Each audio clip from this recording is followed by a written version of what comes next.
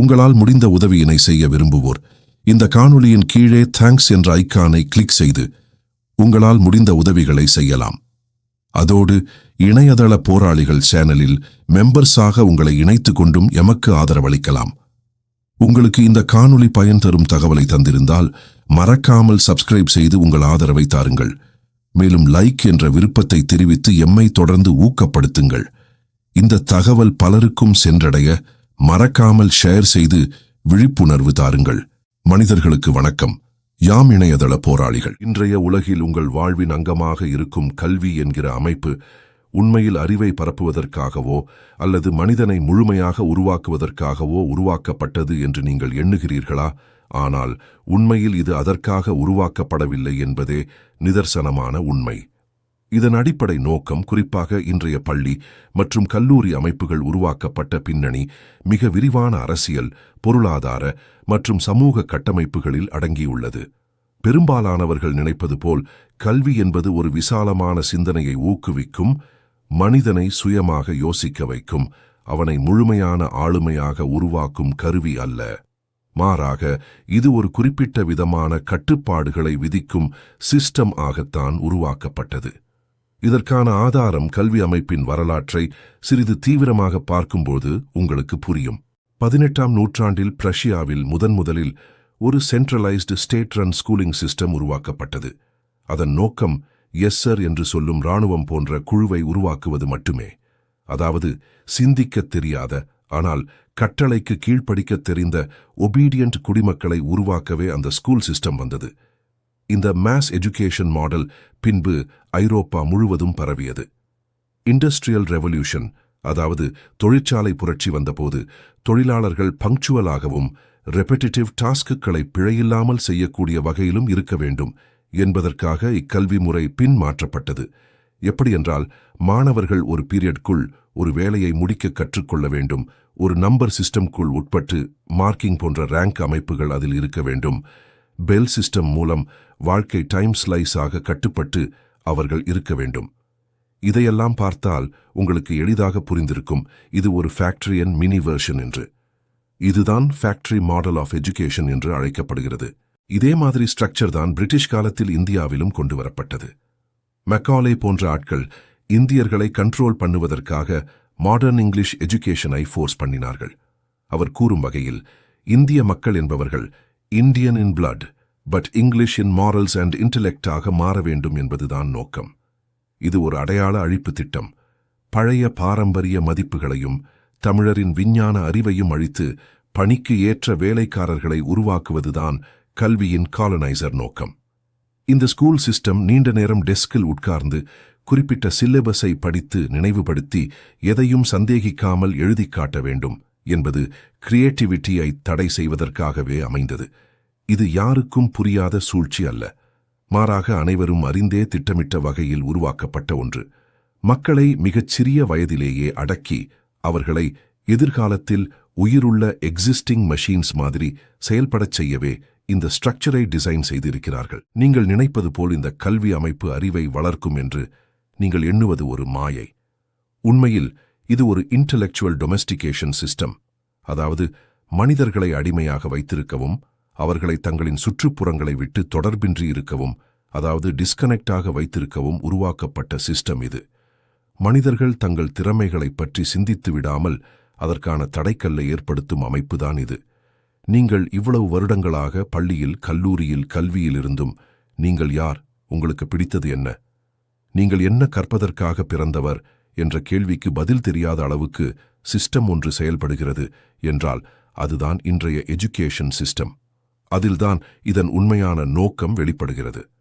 இது ஒரு மனிதனின் மூளையை நிர்வகிக்கும் சட்டில் பிரிசன், வெளிப்படையாக செயின்கள் கொண்டு பூட்டப்படாத ஒரு அடிமைத்தனம். இதைத்தான சிஸ்டம் என்று அழைக்கிறார்கள். உண்மையில் இதுதான் கல்வியின் மைய நோக்கமா என்பது பற்றி நீங்கள் நிச்சயமாக கேள்வி கேட்க வேண்டும். இல்லையெனில் நீங்கள் கட்டுக்குட்பட்ட வேலைக்காரர்களாகவே இருப்பீர்கள். இன்றைய கல்வி அமைப்பின் மிகப்பெரிய பிழை என்னவென்றால், அது அறிவை தனித்தனி சைலோஸ்களாக, அதாவது பிரிவுகளாக பிரித்து கற்றுத்தருகிறது. ஒரு சைலோ என்பது ஒரு தனிமைப்படுத்தப்பட்ட கம்பார்ட்மெண்ட் மாதிரியானது. அதாவது மாணவர்கள் அறிவியல், கணிதம், சமூக அறிவியல், மொழி போன்றவற்றை ஒன்றுக்கொன்று தொடர்பில்லாமல் ஒரு தனி உலகமாக மட்டுமே கற்றுக்கொள்கிறார்கள். இந்த வகை கற்றல் முறையை சைலோஸ் பேஸ்ட் லேர்னிங் என்று அழைக்கிறோம். இந்த அப்ரோச் ரியல் லைஃப்பில் வரும் பிரச்சனைகள் மற்றும் உங்களது வாழ்வியல் சூழல்களுடன் ஒருபோதும் ஒத்துப்போகாது என்பதே நிதர்சனமான உண்மை. உதாரணமாக, ஒரு மாணவன் கெமிஸ்ட்ரியில் டாப் ஸ்கோரராக இருக்கலாம், ஆனால் குக்கிங் அல்லது ஹெல்த் ரிலேட்டட் டிசிஷன் எடுப்பதற்கு அவனுக்கு எந்த பயன்பாடும் இல்லாமல் போய்விடும்.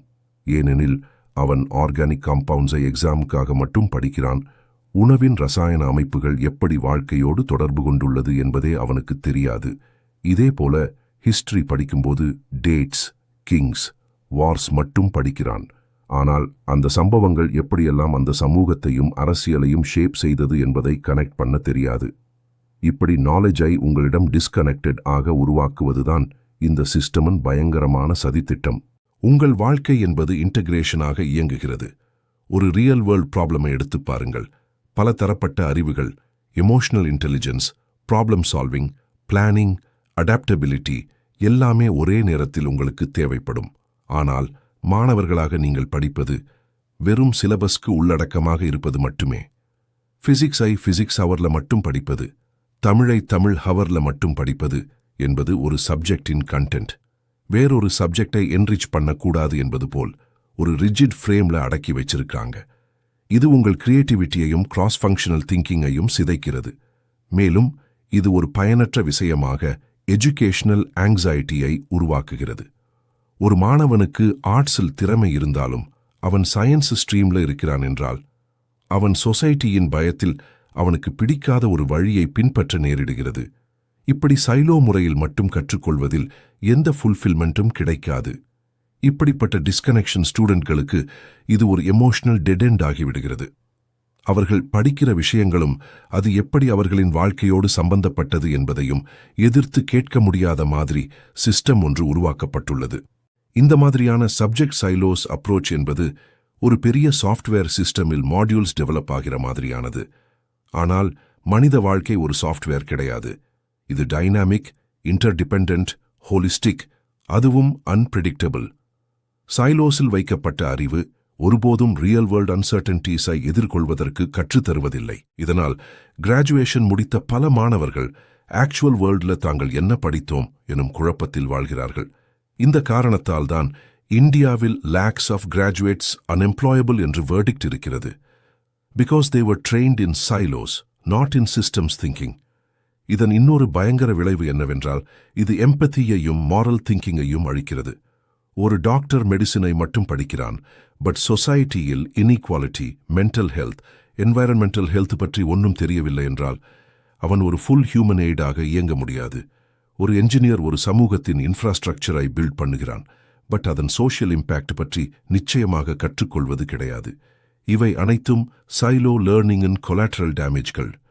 சிலோஸ் எஜுகேஷன் என்பது மனிதனை நாலேஜ் பேஸ்ட் மெஷீனாக மாற்றுவதாகும். அவனது அறிவு ஒரு பாக்ஸில் அடைக்கப்பட்டு அந்த பாக்ஸில் கிடைக்கும் எக்ஸாம் மதிப்பீடுகளால் தான் அவனது வாழ்க்கையின் வொர்த் நிர்ணயிக்கப்படுகிறது. ஆனால் வாழ்க்கையின் பெரும்பாலான சந்திப்புகள், ஃபெயிலியர்ஸ், சக்சஸஸ், இமோஷன்ஸ், டிசிஷன்ஸ் இவையெல்லாம் ஒரு சப்ஜெக்டுக்கு சொந்தமானவை கிடையாது. இதற்கு இன்டிகிரேட்டட் ஹியூமன் எக்ஸ்பீரியன்ஸ் தேவைப்படும். அந்த இன்டிகிரேஷனை எஜுகேஷன் சிஸ்டம் உங்களுக்கு தருவதில்லை. அதனால்தான் சைலோஸ் பேஸ்ட் லேர்னிங் என்பது பிராக்டிக்கல் லைஃப்க்கு யூஸ்லெஸ் என்பது ஒரு ஹார்ட் ட்ரூத். உங்களின் எஜுகேஷன் ரியல் லைஃப்கே மீனிங் இல்லாத மாதிரி ஸ்ட்ரக்சர்டாக இருப்பது ஒரு விபரீதம். இந்த பிழையை நீங்கள் புரிந்து கொள்ளாமலே பல தலைமுறைகளாக இன்றும் அந்த சிஸ்டமில் இருக்கிறீர்கள். இப்போது இது உங்கள் வாழ்க்கையை மட்டுமல்ல, உங்கள் இன்னர் சென்ஸையும் டிஸ்கனெக்ட் பண்ணிவிட்டது. சிலோஸ் லேர்னிங்கை மாற்றாமல் ஒரு மீனிங்ஃபுல் எஜுகேஷனல் ஃபியூச்சருக்கு நீங்கள் செல்லவே முடியாது. நீங்கள் உங்கள் அன்னையின் கருவறையில் இருக்கும்போதே உங்களுக்கான வாழ்க்கை சுழற்சி வரைபடம் வரையப்பட்டு விடுகிறது. அதுதான் ஸ்கூல், காலேஜ், ஜாப். இதுதான் வாழ்க்கையின் ஒரே வழி என்று உங்களுக்கு எடுத்துச் சொல்லுவார்கள். பள்ளிக்கூடம் என்பது ஒரு ஆரம்ப புள்ளி போல, அதன் பின் கல்லூரி என்பது அதன் எக்ஸ்டென்ஷன், முடிவில் வேலை என்பது அதன் லட்சியம். ஆனால் இந்த ஒழுங்கமைக்கப்பட்ட சுழற்சி பாதை உங்களுடைய சுய அடையாளத்தையும் உங்களின் ஆழமான ஃபுல்ஃபில்மெண்ட்டையும் தொலைக்க வைக்கும் ஒரு இல்யூஷன் ட்ரெட்மில்லாகவே இருக்கிறது. ஏன் என்றால் இந்த சுழற்சி பாதையின் எல்லா கட்டங்களும் வாழ்க்கையின் உண்மை தேவைகள் மற்றும் மனித ஆன்மாவின் தேடல்களுடன் எந்த ரியல் டைம் கனெக்ஷனையும் இல்லாமல் மெக்கானிக்கலாக செயல்படுகின்றன. பள்ளிக்கூடத்தில் உங்களை போடும்போது எந்த பாடத்தில் ஆர்வமோ எந்த திறமைகளை வளர்க்கலாம் என்பதை கவனிக்காமல் சிலபஸ் மற்றும் மார்க்ஸை மட்டுமே நோக்கமாக வைத்திருப்பார்கள். இதில் individuality, emotional intelligence R life preparedness ஆகியவை புறக்கணிக்கப்படுகின்றன. நீங்கள் எல்லோரும் ஒரே மாதிரியாக மேனுஃபேக்சர் செய்யப்படுவீர்கள். ஒரே விதமான டெக்ஸ்ட் புக்ஸ், ஒரே மாதிரியான டிசிப்ளின், ஒரே மாதிரியான தேர்வுகள். இவையெல்லாம் எதற்காக என்று சிந்திப்பதற்குள் அடுத்த கட்டமாக கல்லூரி என்ற கட்டத்திற்கு செல்ல வேண்டிய கட்டாயம் உங்களுக்கு உருவாகிறது. காலேஜ் என்பது ஒரு கேட் பாஸ் போல.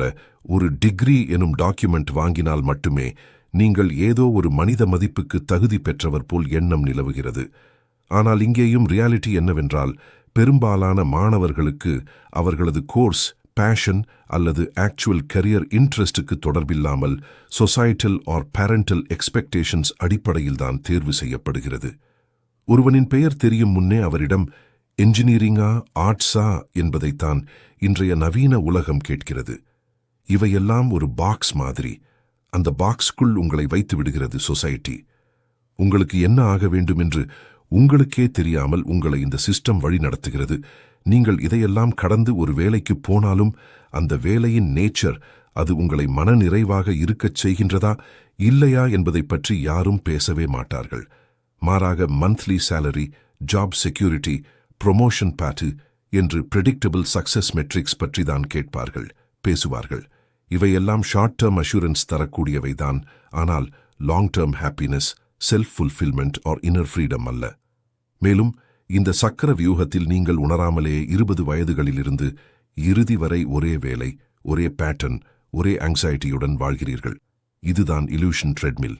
இதை ஏன் ட்ரெட்மில் என்று சொல்கிறோம் என்றால், நீங்கள் வாழ்க்கை பயணத்தில் ஓடுவதாக எண்ணிக்கொண்டு இந்த சிஸ்டம் என்ற ட்ரெட்மில்லில் ஓரிடத்தில் நின்று கொண்டு ஓடுகிறீர்கள். ஆனால் நீங்கள் எங்கேயும் செல்லவில்லை. உங்கள் ஆக்சுவல் ப்ராக்ரஸை சந்திக்கவில்லை. எதையும் நீங்கள் அனுபவிக்கவில்லை.